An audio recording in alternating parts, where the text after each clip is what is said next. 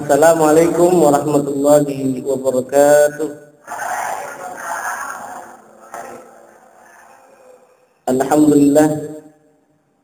Alhamdulillahilladzi ja'alal mauta rahatan lil mu'minin wa rahmatan lil abrar. Walhamdulillahi rabbil alamin. Amma ba'd. Adik-adik seluruh peserta apa ini? Tema tadi gerakan pramuka pelatihan asrama dan gerakan pemberitaan dari yang dirahmati oleh Allah Subhanahu wa taala. Sebelumnya saya mohon maaf nih. Baru hadir, baru bisa. Karena kalau di SMP untuk menyiapkan PowerPoint baru tadi pagi ya. Yang semestinya nggak nyiapin PowerPoint langsung berangkat gitu. Tapi karena disiapkan ya sudah, memang kalau materi kajian tentang pengurusan jenazah tanpa adanya PowerPoint akan jadi hampa ya. Makanya saya siapkan dan saya SMS ke dia ya. Dia insya Allah jam 10-an saya sampai. Alhamdulillah sampai jam 10 lewat berapa? 20 atau 30. Udah sampai SDN. Udah sampai SDN saya tanya, Pak, di mana bengkel apa? Bengkel Jenny, padahal tinggal lurus saja sebenarnya. Berapa meter? Saya diputar-putar. Oh di sana katanya, muter sana. Akhirnya saya ke pemadam kebakaran. Terus pemadam kebakaran, Pak di mana Jenny? Oh sana lagi. Masuk ke TNI Jenny. Ditanya nama propos. Pas ditanya mau kemana Pak? Saya mau ke bengkel Jenny. Oh nggak bisa masuk ke sini Pak katanya. Harus muter lagi ke sana katanya. Saya balik lagi. Pas balik saya tanya lagi, Pak, bengkel jadi di mana? Lurus sana dekat stasiun Manggarai katanya. Astagfirullah saya tanya lagi, balik lagi. Jadi kesimpulan saya, tempat ini belum dikenal. Jadi saya lagi mohon maaf, kalau sampai Pak sesuai dengan prosedur saya dari tadi muter-muter. Ya cuma pas sampai situnya tadi ya, kita sampai tadi ketemu yang jemput siapa tadi? Nah, alhamdulillah dengan izin Allah lah, walaupun dengan susah payah, semoga ada manfaat bagi kita semuanya. Dengan waktu yang singkat, apalagi berbicara tentang pengurusan jenazah. Kita yang masih hidup, kok harus mengurus jenazah? Kenapa kira-kira? Emang mau pada mati? Pasti, mati itu pasti. Kewajiban yang umat Islam yang masih hidup adalah mengurus jenazah. Mengurus jenazah dalam bentuk apa aja kira-kira ini? Iwan akhwat. Apa yang kalau bicara tentang pengurusan jenazah apa saja biasanya? Mandikan, terus mengkafani, terus mensolatkan, menguburkan. Dimandikan, bagaimana cara memandikannya? Berbeda dengan kita mandi biasa. Kalau biasa kan tinggal kadang-kadang 4 kolom aja habis kembali sendiri ya. Ada cara-caranya untuk mandi, termasuk di kafani juga beda. Kita pakai baju biasa aja, ternyata ada taktik, ada strategi, ada yang ingin disampaikan. Bagaimana tata cara atau kaifiyat dalam mengafani. Tentang mengafani biasanya pakai kain bekas atau pakai kain baru kapannya? Hah? Baru ke bekas? Nah warnanya apa? Hijau apa putih? Putih. Kenapa? Pakai warna putih. Kalau hijau terlontong lagi. Jadi harus bersih kembali pada suci. Sampai dulu saya teringat ungkapan dari Abu Nawas. Dalam bahasa Arab tinggal Abu Nawas. Abu Nawas ini sebelum dia meninggal dunia dia berwasiat. Tahu wasiat? Wasiat itu apa? Apa wasiat?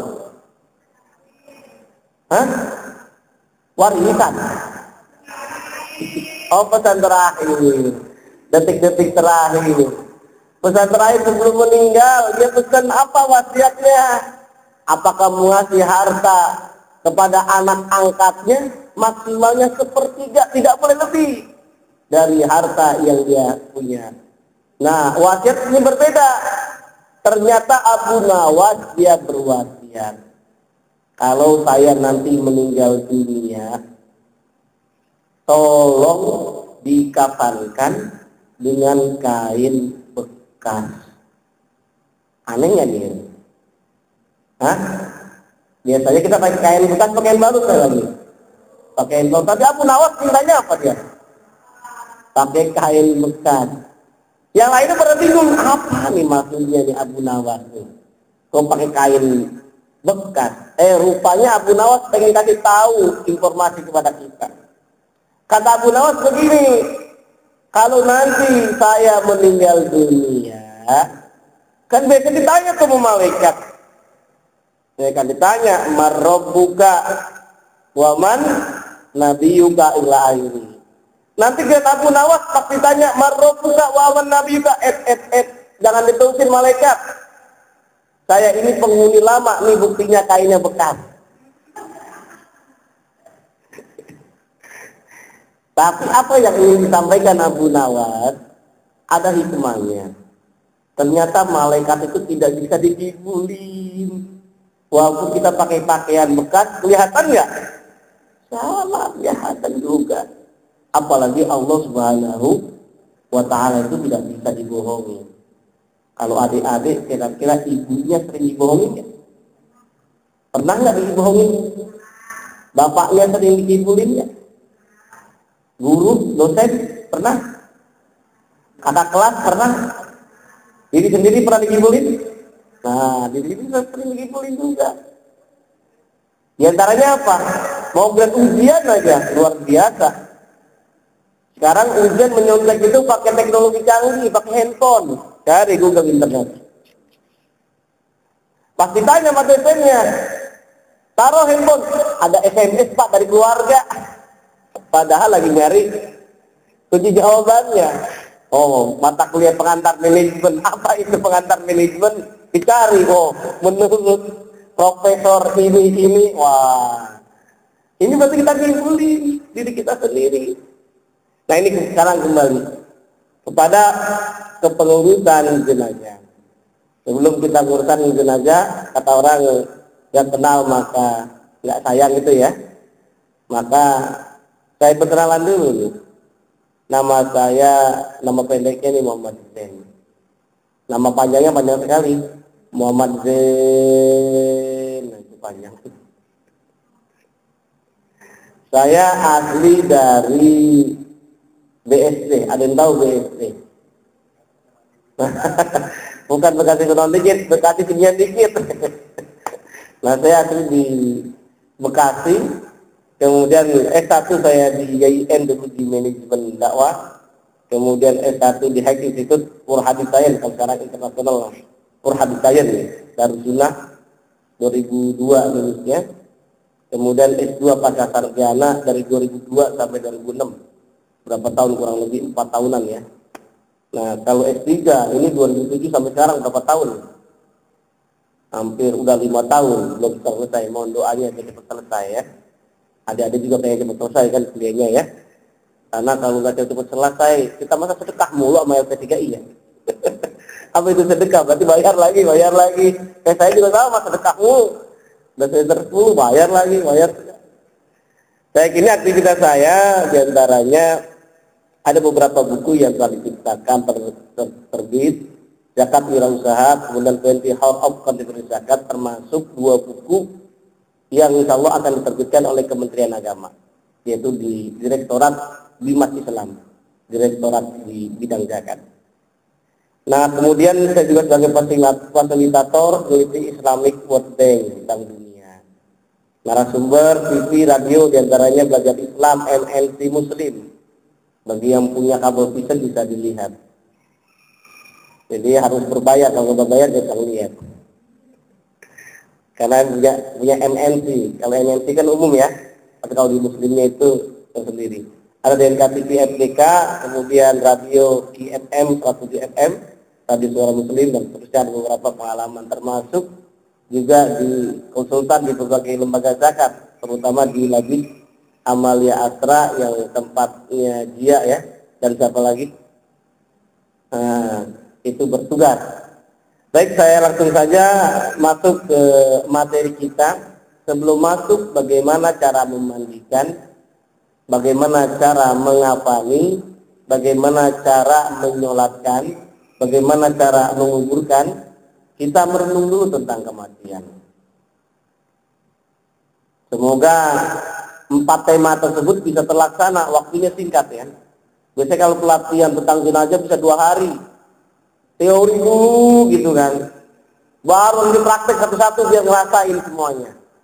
Ada yang jadi mayatnya, ada yang diikat, ada yang dimandikan. Jadi memang terasa bisa 2 hari, kalau cuma 1 jam 2 jam mah ya belum apa namanya, boleh jadi belum menguasai, ya cuma sekedar tahu saja. Tapi semoga ya pada kesempatan yang sederhana ini Allah berikan kepada kita pemahaman untuk memahami tentang mengurus jenazah dengan baik. Amin ya Allah. Hadirin semua yang dimuliakan oleh Allah Subhanahu wa taala, mengingat kematian atau mengingat mati. Ternyata itu kematian itu adalah perkara yang benar. Semuanya pasti mati kan? Ini saya lihat semua tampangnya bekal mati semuanya. Camat, calon mati semuanya. Bahkan ada yang bilang dulu kan, kematian itu udah pasti. Boleh jadi yang mati duluan adik-adik, saya belakangan. Atau sebaliknya, saya belakangan, adik-adik duluan, sama aja ya. Nah, kematian udah pasti. Jangan bilang adik-adik masih usianya muda. Di sini adik masih 18 tahun, ada nggak? Masih ada? Yang 20 tahun ada? Yang 30 tahun ada? Yang 60 tahun ada?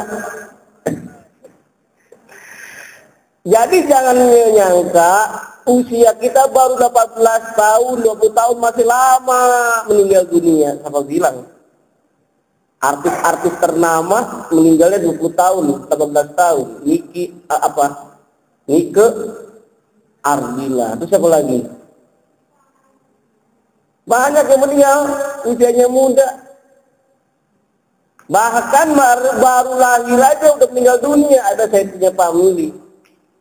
Baru lahir karena dia prematur, itu dirawat di tempat yang khusus ya, disuntik iniannya sampai 13 hari hidup usianya.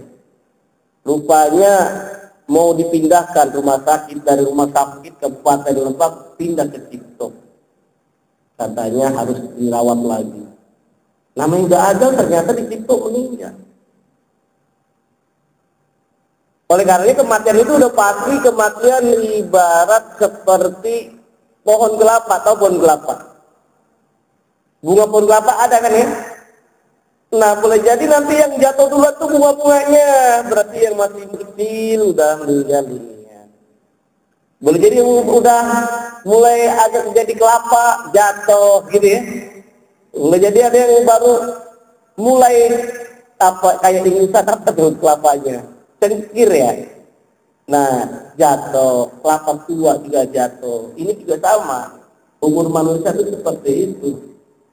Kalau dalam waktu yang sangat sederhana, dalam ukuran normal, nyawa manusia itu ibarat seperti pohon.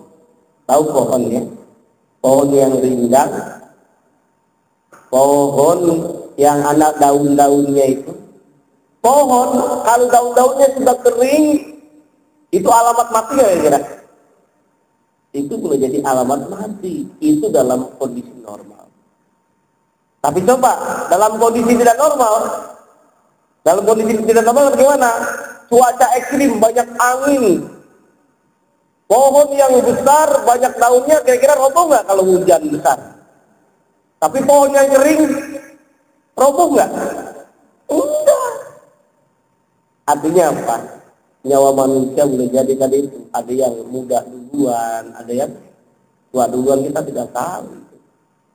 Lagi naik-naik daun, Mbak Surip meninggal, ya kan ya? Kenapa dia Mbak Surip meninggal? Ternyata berdasarkan penelitian dokter, Mbak Surip meninggal karena kebanyakan menggendong. Tak gendong kemana-mana gitu ya. Akhirnya kecapean itu kan. Kalau enggak habis tidur bangun lagi gitu gimana? Bangun tidur, tidur lagi, bangun tidur, tidur lagi sampai mati. Nah ini kita nggak tahu masalah nyawa siapa yang meninggal duluan. Mbah Marijan yang punya ilmu menurut orang yang percaya, punya ilmu kanuragan tinggi luar biasa, tapi mati nggak kira Mbah Marijan? Mbah Marijan juga meninggal dunia. Gelombang tsunami Aceh semuanya digagal juga, hidupnya cuma sebentar. Sampai-sampai artis ternama pop dunia, King of Rock, siapa? Michael Jackson mati. Itu raja pop dunia, apalagi penyanyi keroncong. Iya kan ya? Artinya apa?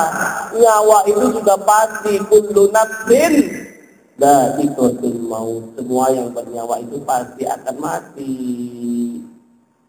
Mumpung masih ada usia. Saya punya mahasiswa, padahal masih seger.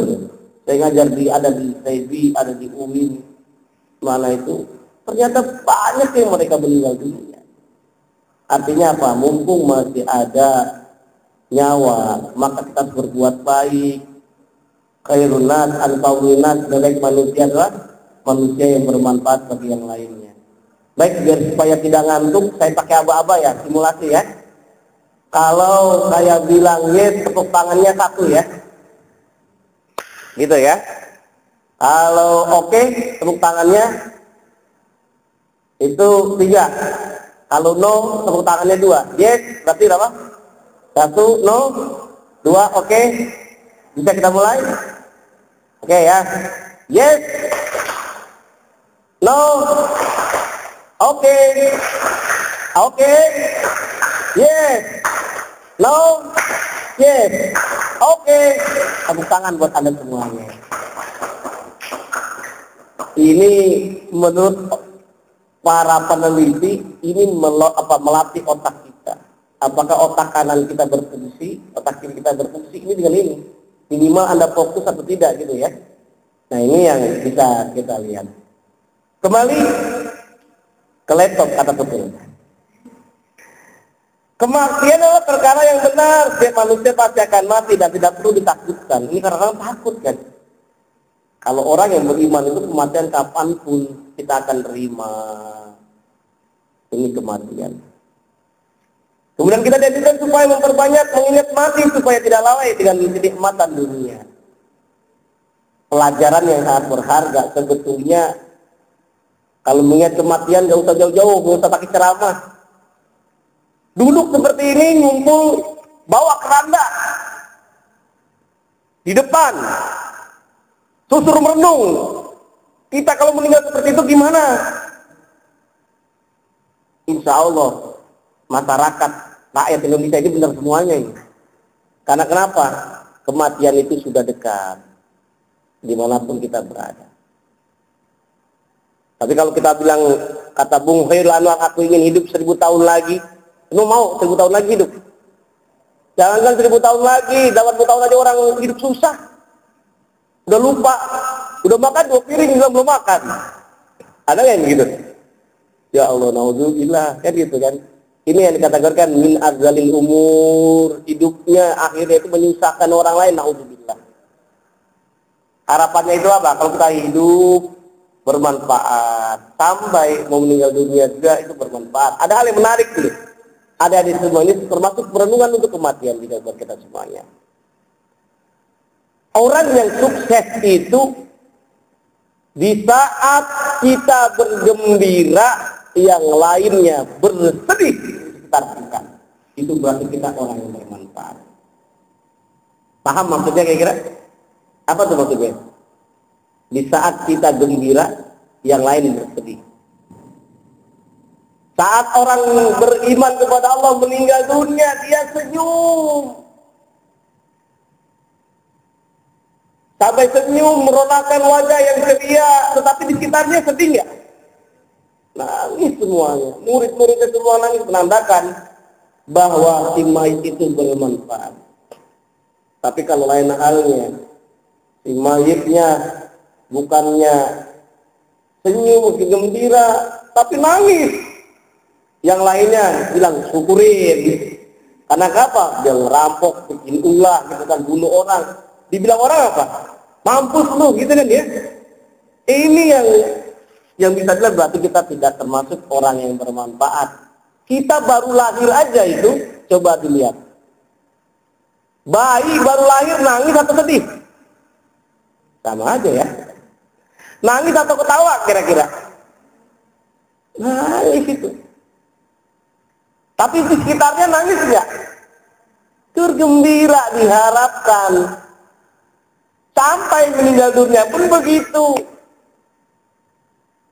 Kita mengeluarkan air mata karena sebagai gembira, tapi sekitar kita itu ternyata bersedih. Berarti apa? Apakah kita sudah memberikan manfaat untuk orang lain? Ini yang renungan yang perlu kita lihat. Seorang muslim perlu diperbanyak amal ibadat yang menjadi bekal nanti di alam akhirat. Pertanyaan yang sangat sederhana, apakah harus kita setelah ingat kematian, kira-kira boleh sukses nggak hidup di dunia ini? Boleh dong, wajib sukses. Rasulullah menganjurkan kepada kita tangan yang di atas lebih mulia dibanding tangan yang. Hal ini mengajarkan hadis ini kita memberi manfaat terhadap orang lain. Kalau punya uang jangan sayang-sayang bersedekah. Kalau nanti adik-adik sudah kerja, harta adik-adik cukup nisab, jangan lupa berzakat. Asli berkah. Sehingga kita bermanfaat buat orang lain. Ada hal yang menarik. Ketika orang lain gembira, pada dasarnya yang paling gembira duluan siapa? Diri kita sendiri. Niat mati tidak membuat seorang muslim itu tidak mau bekerja, bahkan harus bekerja. Kalau berdoa aja harapannya apa? Menjadi kaya dunia, akhirat. Kalau doa sapi jagat gimana doanya? Pada hafal semuanya nggak? Apa doanya? Rabbana atina fid dunya hasanah wa fil akhirati hasanah wa qina adzabannar. Itu artinya apa?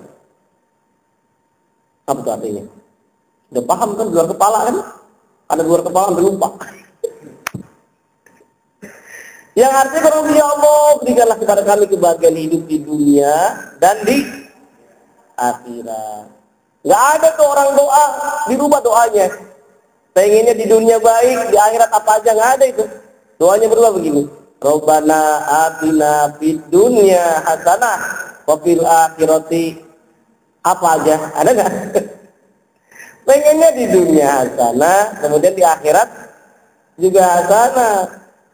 Yang kasihan orang yang punya istri lebih dari 2, lebih dari 1, jangan 2. Yang satu namanya hasanah, yang satu markona.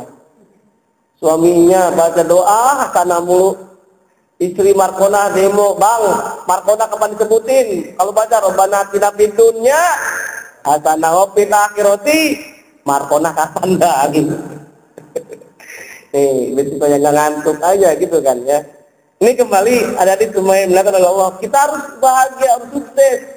Orang kalau kaya berzakat, dan saya tidak pernah lihat orang miskin karena berzakat, berinfak, bersedekah, tidak ada itu.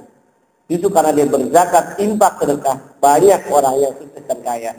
Jadi ini calon pemimpin dunia semuanya nih, pemimpin bangsa. Kalau calon pemimpin bangsa kan kelihatan wajahnya ini bercahaya semuanya nih, saya lihat ini. Amin. Tahu sebabnya bercahaya? Ada lampu, ada penerangan, ada matahari. Ada semua yang dilakukan oleh Allah Subhanahu wa taala. Setiap amal muslim jika niatkan untuk kebaikan adalah dinilai sebagai ibadah, termasuk bekerja itu sebagai ibadah. Nih tanda-tanda kematian nih. Kita harus tahu dulu tanda-tanda kematian. Nah ini coba lihat, ada nggak di antara kawan-kawan yang seperti ini nih? Tanda-tanda awal untuk kematian. Tapak kakinya lurus, coba lihat, tapak kakinya lurus ya. Hidungnya tunduk, jadi agak Sendi pergelang tangannya renggang. Jadi orang kalau dipegang renggang, itu udah alamat. Ini kan kita masih nyatu ini kan. Pergelangannya udah renggang, dan pelpisnya itu udah agak tikung, udah kelihatan. Itu baru tanda-tanda. Banyak orang tidak ada tanda-tanda tiba-tiba meninggal dunia, betul kan? Ya saya bukan membicarakan orang lain, tapi ini kita fa'tabiru ya ulil albab. Suruh pikir. Kawan apa saudara saya mau periksa aja, tangannya lagi kurang sehat. Pas mau periksa ke dokter di UIN Jakarta, rupanya ngantri selang zuhur dia makan soto. Ternyata setelah makan soto itu udah mulai ajal gitu. Padahal awalnya sehat, tiba-tiba jatuh. Pas jatuh ternyata apa? Semua penyakit turun semuanya. Stroke ada, jantung koroner, asam urat, darah tinggi, dan seterusnya itu padahal sebelumnya sehat-sehat aja. Artinya bahwa tanda kematian memang ada, tangannya udah mulai dingin. Nah, coba pegang sebelahnya, dingin nggak? Nah, dingin nggak coba? Kalau dingin udah tanda-tanda itu berarti.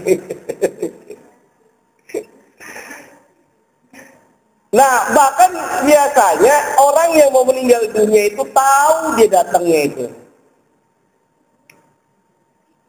Orang yang mau meninggal dunia itu megap-megapan, tapi tergantung di amalnya. Ada yang senyum, ada yang takut, gitu ya. Ada yang menggigil. Karena dilihatnya malaikat Israel itu yang tahu dia. Saudaranya tahu nggak? Orang lain tahu nggak saudaranya? Anaknya tahu nggak? Padahal dia sama-sama, tapi dia nggak lihat. Inilah kalau udah ajal. Makanya ada nyanyiannya kan, nyanyian ibu-ibu tuh, apa tuh? Bila Israel datang memanggil, jasad terbujur di pembaringan, gitu ya katanya. Seluruh tubuh akan menggigil, sekujur badan kan kedinginan. Janganlah mau disanjung-sanjung, engkau digelar manusia agung. Sadarlah diri akan apa itu? Akan diuntung sebelum datang keranda di ujung. Coba mana? Bila dia ngantuk, ini ngantuk harus dilihat sini. Bila Israel datang memanggil, jasad terbujur di pembaringan, seluruh tubuh akan menggigil, sekujur badan kan kedinginan. Coba tanda-tanda itu. Tapi nggak semuanya orang dikasih tanda. Ada yang benar-benar di UIN Jakarta tuh ada, namanya almarhum Hamid Jabar. Itu dia puisi, budayawan, bacanya puisi terus, yang sangat luar biasa. Pas inaugurasi mahasiswa baru, dia membacakan puisi tentang kematian. Ketika membacakan puisi tentang kematian, dia jatuh. Dikirain audien, dikirain orang yang nonton ini bagian dari apa? Trik, acting, dan supaya menambah suasana tentang keharuan betapa dasar meninggal. Tapi benar meninggal dunia langsung bubar. Ditunggu pertama 5 menit. 10 menit, 15 menit, setengah jam. Wah, padahal gak ada napasnya. Artinya yang ingin saya sampaikan, ini kematian seperti itulah. Artinya kita sebagai umat Islam nggak usah takut. Kapanpun kematian itu akan kita terima. Mau badai, Mau apa, kadang-kadang naik motor mati, naik mobil mati, naik di gunung mati, pesawat mati, di rumah mati, apa kebakaran, kepleset, di rumah kadang-kadang apa longsor, atau apa, artinya apa? Nyawa manusia itu tidak bisa dimajukan atau dimundurkan. Ini yang perlu kita lihat, amalan orang sakit atau bahasa Malaysia tenat itu. Segera bertaubat, berwasiat. Berwasiat tadi itu udah tanda-tandanya, wah kayaknya udah tanda-tanda ini. Makanya kita tahu, udah ada tanda-tandanya, udah ada gelagat. Tangannya udah mulai dingin, tahu nih malaikat Israel akan datang. Tapi saya bingung. Ada orang Indonesia perempuan ngaku jadi malaikat Jibril. Ada nggak tuh? Siapa? Ya Edan ya? Ya, beda sedikit juga. Dikit doang ya kan. Ya gara-gara Edan ya kan jadi dibilang Edan ya Edan ya. Nah, waktu saya ngisi ceramah, ini kan masalah kematian, masalah Israel. Nah, kalau Israfil lain. Nah, ini berwasiat bersangka baik terhadap keampunan Allah. Berharap kepada rahmat Allah, minta perlindungan dari azab kubur. Bahkan kalau adik-adik sudah sakit, perbanyaklah zikir. Allah, Allah, Allah, la ilaha illallah. Itu kan ada yang luar biasa. Saya sempat ada nenek saya mau meninggal dunia kayaknya agak susah. Kemudian saya dengan keluarga besar kemudian membacakan surah Yasin dan baca Quran yang lainnya. Minta kepada Allah kalau memang ini nenek saya memang waktunya meninggal dunia, mohon dipercepat ya Allah. Ternyata kalau ruh itu dihantarkan dengan kebaikan itu akan cepat. Makanya kita jangan menyalahkan orang-orang kampung, orang-orang daerah gitu ya. Karena ada membaca Yasin, apa kaitannya sama Yasin gitu kan ya. Karena dalam Yasin juga ada al-yawma naqtimu ala afwahihim wa tukallimuna aydihim wa tashhadu arjuluhum bima kanu yaksibun. Itu jelaskan pada hari itu mulut kita yang biasanya ngoceh, diapain tuh? Ditutup. Yang ngoceh siapa? Yang bicara itu ini tangan. Karena tangan yang sering ngusulin orang, yang nabuk orang, membuat keonaran, dan disaksikan oleh kaki. Nah ini banyak tuh ayat-ayat Al-Quran yang tentang kematian. Bahkan ada ungkapan yang menarik itu. Semuanya idza arada syai'an ay yaqula lahu kun fayakun. Betul enggak itu? Artinya semua kehendak Allah, kalau Allah bilang udah kun fayakun, mati. Nah ini minta perlindungan dari azab Allah Subhanahu wa taala.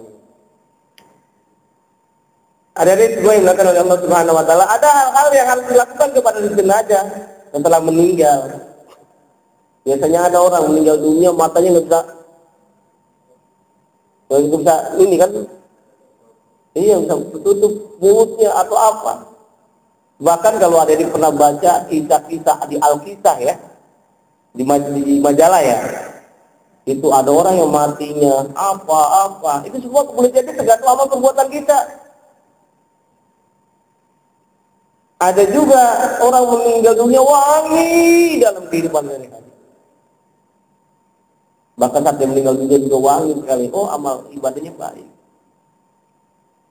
Ada hadis juga kalau ada yang ingin jasadnya itu utuh, seringlah azan. Karena ada penelitian-penelitian ketika mau digali itu di Arab Saudi, itu jasadnya utuh. Apa sebabnya ini? Siapa nih yang meneliti ini? Sohibul jenazah siapa nih? Ternyata dia karena sering azan,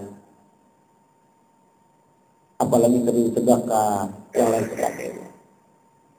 Ini disunahkan tadi memejamkan kedua matanya, mengikat kedua bibirnya, bukan diikat begini, bukan.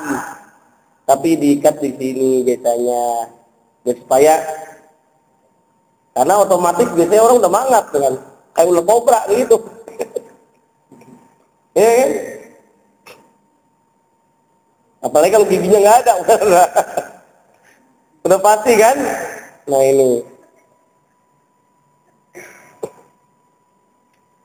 Kemudian menggerak-gerakkan dan melemahkan persendiannya. Karena biasanya kalau memang orang meninggal itu kaku, kayak batu itu. Walaupun daging, itu keras. Ini kayak kayu gini nih. Itu berarti apa? Nyawa tidak ada, sudah meninggal dunia. Makanya kalau kita bertanya apa tuh bedanya nyawa dengan ruh? Makanya ada sahabat Rasul bertanya kepada Nabi, ya aluna kanil ruh, mereka bertanya tentang kematian, tentang nyawa. Allah menegaskan, kulir lu, katakan hai Muhammad, ruh itu min amri rabbi, urusan Allah. Wa ma utitu minal ilmi illa qalila, dan saya berikan hanya sedikit ilmu. Akhirnya manusia cuma tahu kan ilmu psikologi aja ya. Itu buat sebagian aja. Oh kalau tampangnya seperti Ustadz nih, yang ada jenggot begini nih, karakternya nih berarti orang baik. Nah misalkan, itu kan psikologi ya. Nah misalkan gitu kan. Nah orang yang sering senyum-senyum, oh awet muda, nah kayak di belakang. Misalkan. Karena kenapa? Ini kan ada ciri-ciri kan? Ciri-ciri. Coba lihat. Kita dibatasi oleh mata. Bisa tahu nggak di belakang sini ada apa? Di belakang sini? Di situ? Inilah keterbatasan manusia. Jangan sombong. Orang kematian udah di depan mata kok. Apalagi dengan adanya gempa bumi, bencana alam, diingatkan. Walal akhiratu khairul laka minal. Kehidupan yang kekal itu di mana? Di akhirat. Di dunia ini hanya sebentar. Yang perempuan laki-laki ingin dapatkan bidadari, berbuat yang baik dari bidadari banyak. Yang perempuan juga sama menjadi istri yang soleh, itu luar biasa. Ratusan bidadari. Tapi kan lebih hebat. Mengikat kedua kakinya agar tidak keluar kotoran. Diikat nanti. Bukan diikat secara kabur. Saya pernah mendengar tuh ada. Padahal sudah dimandikan, sudah dikafani, sudah dikuburkan, tiba-tiba bangun, itu namanya mati suri. Ada gitu kan? Biasanya orang yang mati suri itu dia lebih spiritualitasnya lebih tinggi, dia akan menjadi lebih manusia bermanfaat. Menteri BUMN tahu siapa? Ada yang kenal? Ya kenal, Menteri BUMN. Dahlan Iskan. Saya pernah membaca dan mendengar tanya orang yang dekat dengan Pak Dahlan itu. Kenapa Pak Dahlan itu dia begitu luar biasa? Gaji menteri nggak diterima, ya kan? Terus fasilitas negara nggak diterima, mobilnya enggak. Bahkan saat dia kunjungan ke daerah, ke Cirebon, dia mendingan naik ojek atau gimana? Dia nggak mau tinggal di hotel, mau tinggal di rumah masyarakat. Apa yang diinginkan oleh Dahlan? Karena tadi dia sudah merasakan, dulu pernah dioperasi, kan udah ajal itu udah deket. Artinya itu mah hidup kedua kan bonus gitu kan. Makanya ada hal yang menarik, sekiranya kita tahu besok akan meninggal dunia, kita pasti akan ucapkan fasaddaqa wa aqum minas sholihin, pasti saya akan rajin bersedekah, saya akan berbuat baik wa aqum minas sholihin. Besok misalkan, besok ada apa? Ada Senin, ada informasi, sudah ada pengumuman dari malaikat Israil. Hei mahasiswa LP3I, besok kau akan mati pagi-pagi. Gak usah takut kan dia kan.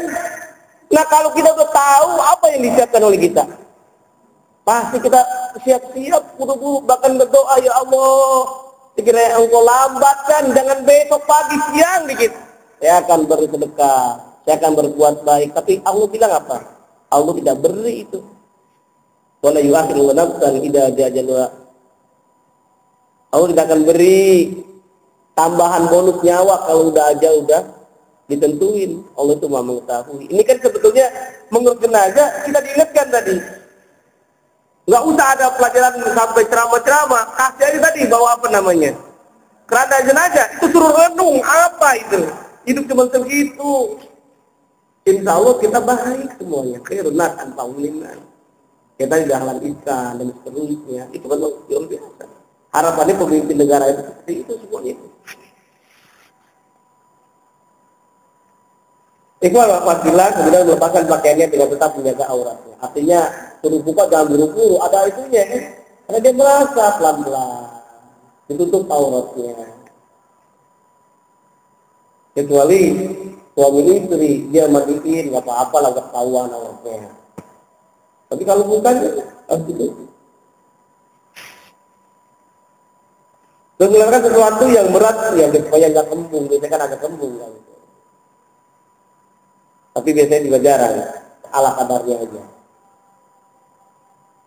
Kemudian juga meletakkan di atas ranjang atau tempat yang tinggi agar tubuhnya tidak terpengaruh oleh tanah atau lantai yang tinggi. Jadi kan Anda akan taruh di meja gitu ya, agar lebih tinggi atau di atas kasur. Menutupnya dengan kain kecuali meninggal dalam keadaan ihram. Jadi kalau dalam keadaan ihram itu nggak usah dimandikan, itu langsung dikafani. Orang yang mati syahid nggak usah dimandikan, langsung. Berdoa untuk mayit, makanya kita berdoa kan Allahumma ighfir lahu wa'afihi wa'fu anhu. Jadi adik-adik jangan bilang doanya nggak nyampe itu kan. Kenapa bilang kalau nggak percaya mati duluan ntar saya doain ya, enggak gitu. Kalau nggak nyampe kan bilang belum nyampe gitu. Atau nanti pas meninggal itu jadi kuburan bawa handphone. Nanti pas ditanya sama malaikat gitu kan, tak udah terkirim. Ini kan kita diingatkan, coba aja Rasulullah saja mengajarkan umat Islam dalam sholat Jumat ada rukun itu kita mendoakan orang baik yang meninggal maupun yang tidak. Coba doanya. Kalau seandainya khotib Jumat tidak mendoakan orang mukmin muslim itu batal sholat Jumatnya. Allahumma ighfir lil mu'minina wal mu'minat wal muslimina. Nyampe nggak kira-kira itu? Kalau nggak baca batal, mau baca mana saja itu. Nah ini artinya apa? Kita harus mendoakan apalagi dalam hadis Rasulullah ada kan ya. Kalau kita meninggal dunia semuanya itu terputus amal ibadah kita. Apa saja yang tidak putus? Hah? Doa anak yang soleh ya. Terus apa lagi? Hah? Sudah terjadi. Jadi semua amal perbuatan kita terputus saat meninggal dunia kecuali 3, illa min salah sedekah jariyah. Sedekah jariyah artinya kita bersedekah untuk bangunan masjid waktu kita meninggal dunia itu selalu itu pasti income. Kalau yang pernah belajar MLM itu pasti income itu ada waktu kita tidak bekerja kan kita ada ya. Nah waktu kita meninggal dunia kiriman pahala ada. Sedekah jariyah, ilmu yang bermanfaat.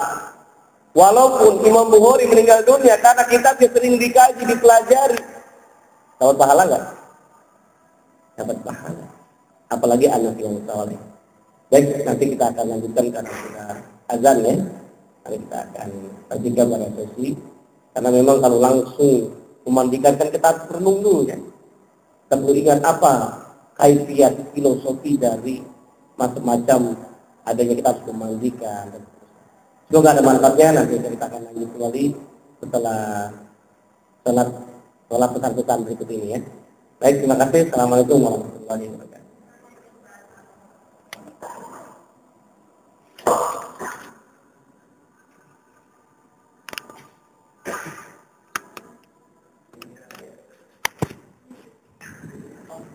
Baik, bismillahirrahmanirrahim. Assalamualaikum warahmatullahi wabarakatuh. Alhamdulillahirabbil alamin wassalatu wassalamu ala rasulillah ma ba'd. Ada semua yang melakukan oleh Allah Subhanahu wa taala, tadi sekilas kita baru mengingat kematian. Ya, sebetulnya banyak materi tentang kematian, langsung kita pangkas saja ya. Langsung bagaimana cara memandikan jenazah.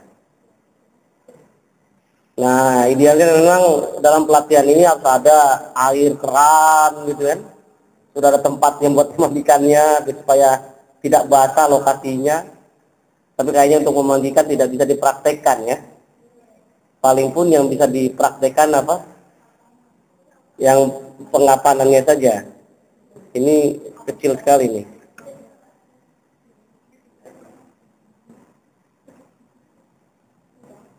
Propertisnya mana nih? Oh pas. Saya lihat di laptopnya kecil. Baik, ikhwan akhwat billah, kita bahas tentang kepengurusan jenazah.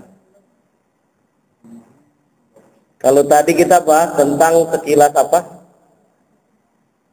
Kematian ya. Siapa yang ingin mendaftar kematian dulu? Ada hal yang menarik.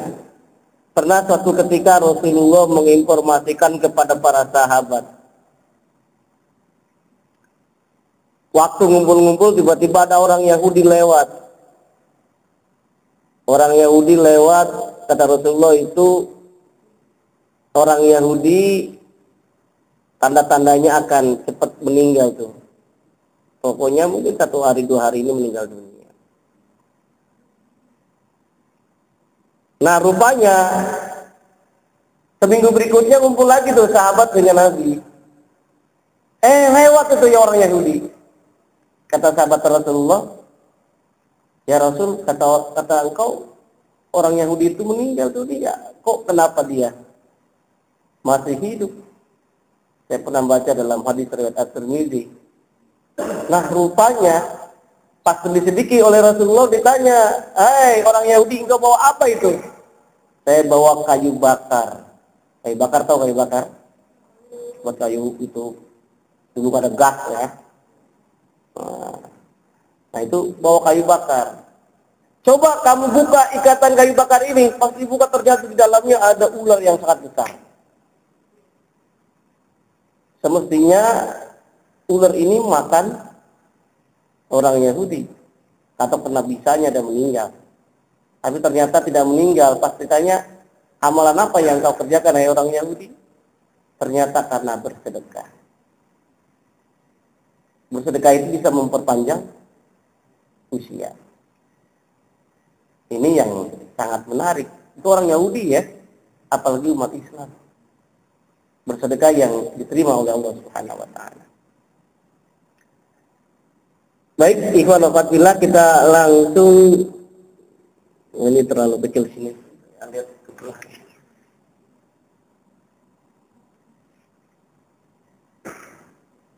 sebelum kita menyaksikan filmnya, ini tadi sudah ya.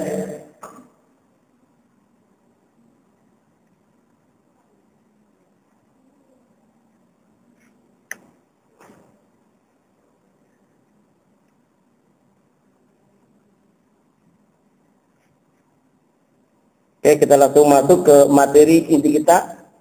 Mengapa harus mengurus jenazah? Tadi awal sudah kita singgung ya. Ternyata mengurus jenazah adalah wajib yang dikategorikan fardu apa? Fardu ain, fardu kifayah. Fardu kifayah apa bedanya fardu ain sama fardu kifayah nih? Apa tuh?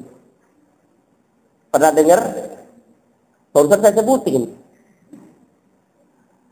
Jadi kalau fardu kifayah adalah kewajiban bagi umat Islam untuk melaksanakannya. Dan kalau ada yang melaksanakannya, maka yang lainnya tidak berdosa. Artinya ada orang meninggal, tiba-tiba ada yang mandiin, ada yang mengangkat pas satu orang, maka yang lainnya tidak dinilai oleh Allah berdosa. Tapi kalau berdosa apa? Ada yang meninggal dicuekin aja. Bahasa Jermannya dicicingin wae-wae gitu. Didiemin aja. Nah, maka kita bernilai berdosa. Karena kenapa? Tidak ada yang mengerjakan. Nah, ini yang kategori fardu kifayah. Fardu kifayah itu apa? Tidak berdosa orang kalau ada yang melaksanakannya. Tapi kalau fardu ain wajib setiap individu untuk melaksanakannya. Nah, ternyata bukan hanya pegawai masjid seperti imam, bilal, atau mungkin di kampung-kampung kita amil ya. Apa namanya? Petugas orang yang kematian apa namanya? Di daerah kawan-kawan apa nih adik-adik? Yang biasa mandiin jenazah siapa? Bukan hansip. Hansip lagi. Nah ini diantaranya mungkin ustadz yang paham atau amil. Kalau di kampung saya di Bekasi namanya amil namanya. Bukan pengelola zakat tapi yang ngurusin yang kematian itu. Ada petugasnya. Tapi semua individu muslim yang mukallaf itu harapannya semua bisa minimal tahu lah. Bagaimana cara memandikan, ilmunya minimal tahu. Kalau nggak ada sama sekali, kan bisa praktek gitu ya. Nah tapi kalau nggak tahu sama sekali bingung. Tidak ada satu kampung yang paham mau berdosa semuanya. Ini yang dikategorikan. Oleh karena itu perlu untuk semua muslim yang mukallaf mempelajari dan mengetahui cara mengurus jenazah. Baik dalam masalah memandikan, terus apa lagi? Mengapani, terus menyolatkan atau menguburkan. Saya tanya, sholat jenazah sama sholat biasa wajib sama nggak? Sama nggak? Bedanya apa? Tidak ada ruku sama sujud. Terus itu termasuk sholat nggak tidak? Nah, sholat jenazah termasuk sholat atau tidak? Ini biar sengaja saya tanya, biar tahu paham. Nah, termasuk dari kategori sholat. Karena sholat dalam ilmu fikih itu artinya apa? Ad-du'a dalam bahasanya, itu doa. Kalau dalam istilahnya itu sholat itu apa? Tuktatahu bitakbir wa tahtatimu bitaslim. Artinya apa? Diawali dengan takbir dan diakhiri dengan salam. Sholat jenazah takbirnya enggak? Awalnya takbir, akhirnya salam. Ini kalau nggak pernah belajar repot ini. Mahasiswa LP3I itu jadi imam. Sholat jenazah karena nggak pernah jadi imam. Allahu Akbar, langsung rukuk sujud. Pas rukuk sujud ditanya sama jamaah yang lainnya, masyarakat. Pak, kok kenapa? Orang-orang kiai-kiai, ustaz-ustaz kalau sholat jenazah nggak pakai rukuk sama sujud, kok bapak pakai? Padahal dia memang nggak paham ya, nyari alasan. Oh begini ceritanya. Ini saya pakai rukuk, pakai sujud karena majlisnya ini kebanyakan dosa. Cari alasannya padahal masalah kan. Ini jadi karena kebanyakan dosa saya jadi pakai rukuk pada sujud. Padahal itu mah ajan ngibul itu mah.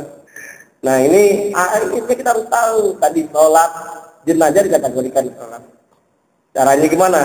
Ada 4 tasbih gitu. Baik, nanti kita akan coba bahas satu persatu. Pengurusan jenazah yaitu memandikan, mengkafani atau mengapani. Mengkafani atau mengapani yang benar nih?